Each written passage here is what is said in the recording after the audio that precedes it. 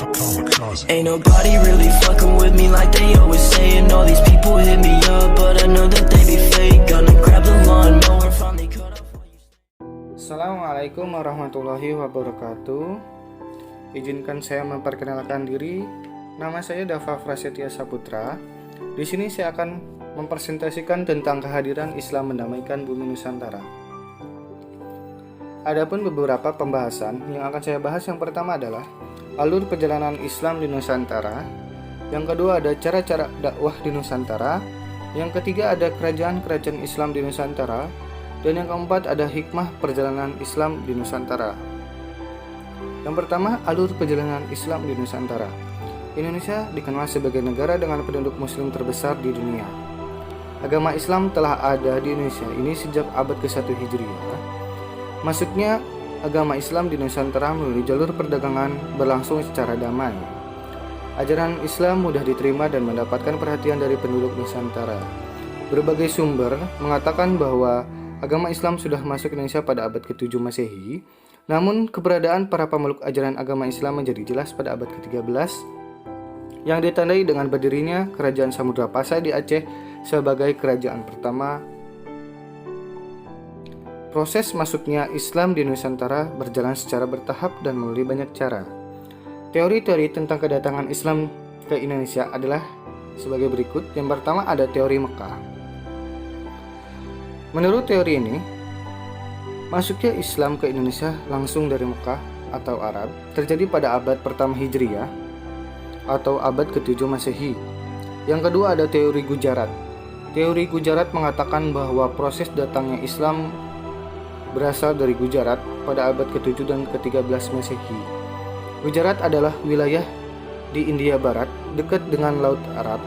Yang menyebarkan Islam adalah pedagang Gujarat yang telah memeluk Islam dan berdagang di Nusantara. Dan selanjutnya ada teori Persia.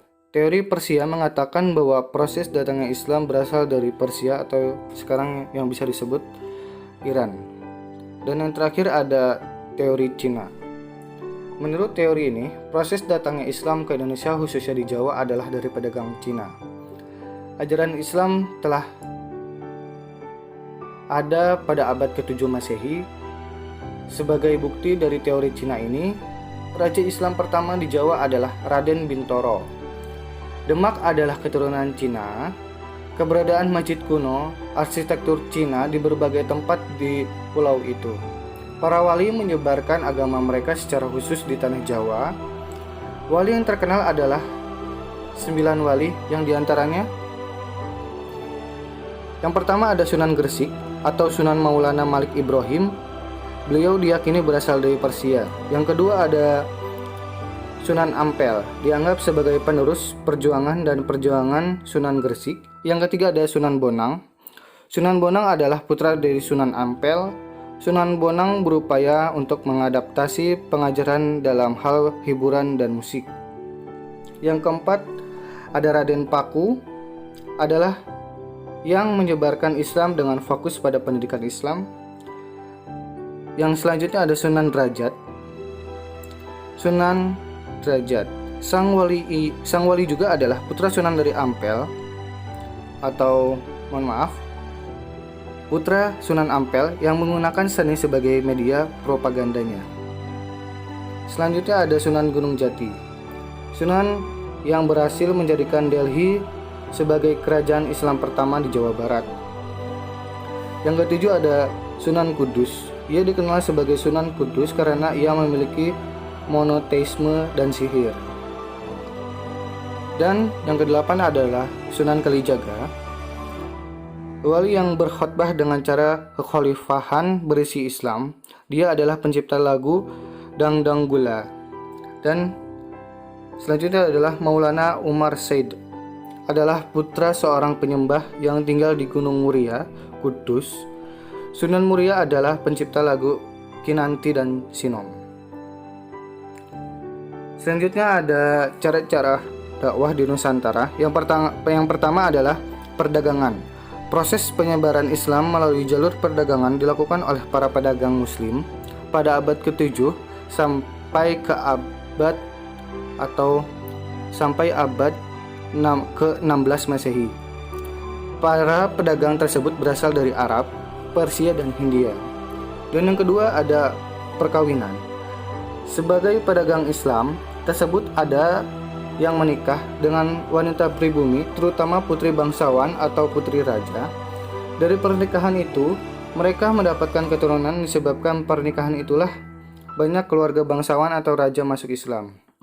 Yang ketiga ada pendidikan. Para mubalik mendirikan lembaga pendidikan di beberapa wilayah di Nusantara. Lembaga pendidikan Islam ini berdiri sejak pertama kali masuk Islam di Indonesia. Yang keempat ada hubungan sosial.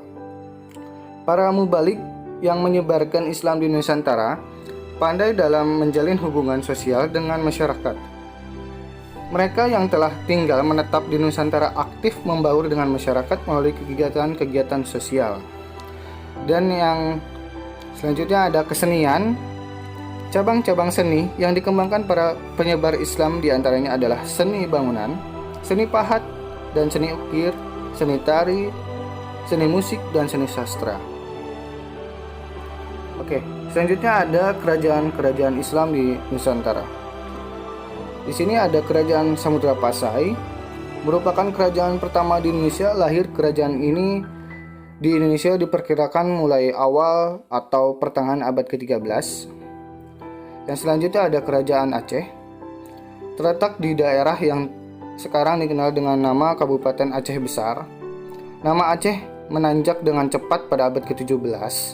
Sultan pertama yang memerintah dan sekaligus sebagai pendiri kerajaan Aceh adalah Sultan Ali Bughayat Shah 1514 sampai 1528 Masehi.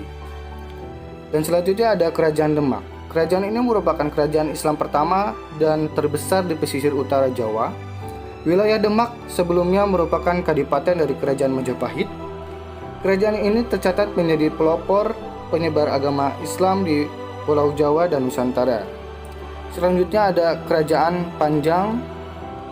Kerajaan Panjang adalah penerus dari kerajaan Demak. Kesultanan yang terletak di daerah Kertasura merupakan kerajaan Islam pertama yang terletak di daerah Padamalan, Pulau Jawa. Selanjutnya ada kerajaan Mataram Islam, abad ke-17 sampai 19. Dalam sejarah Islam, Kesultanan Mataram memiliki peran yang penting dalam perjalanan sejarah kerajaan-kerajaan Islam di Nusantara. Hal ini terlihat dari semangat raja-raja untuk memperluas daerah kekuasaan dan mengislamkan para penduduk daerah kekuasaannya, hingga mengembangkan kebudayaan yang bercorak Islam di Pulau Jawa. Dan selanjutnya ada Kerajaan Banjar. Kerajaan Banjar adalah kerajaan Islam di Pulau Kalimantan, tepatnya di Provinsi Kalimantan Selatan saat ini. Kerajaan ini berdiri pada tahun 1526 Masehi dengan Sultan Suryansyah atau Raden Samudra sebagai sultan pertama. Terus ada kerajaan Islam di Nusantara. Yang pertama adalah Kerajaan Guatalo. Kerajaan Guatalo adalah salah satu kerajaan besar dan paling sukses yang terdapat di daerah Sulawesi Selatan. Selanjutnya ada Kerajaan Ternate. Kerajaan Ternate berdiri pada abad ke-13. Ibu kotanya terletak di Sampalu, Pulau Ternate. Kerajaan Ternate banyak menghasilkan rempah-rempah sehingga Ternate banyak dikunjungi oleh para pedagang dari manapun.